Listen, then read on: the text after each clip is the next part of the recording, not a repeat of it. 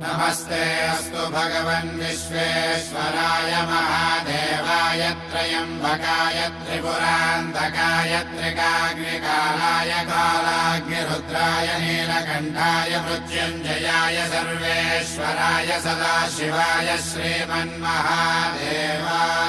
नमः। ॐ नमः शिवाय ॐ नमः शिवाय।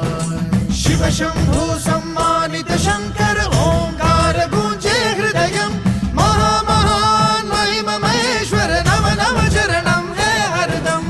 शिव शंभु सम्मानित शंकर ओंकार गूंजे हृदयम् महामहान् महिमहेश्वर नव नव चरणं हे हरदम्।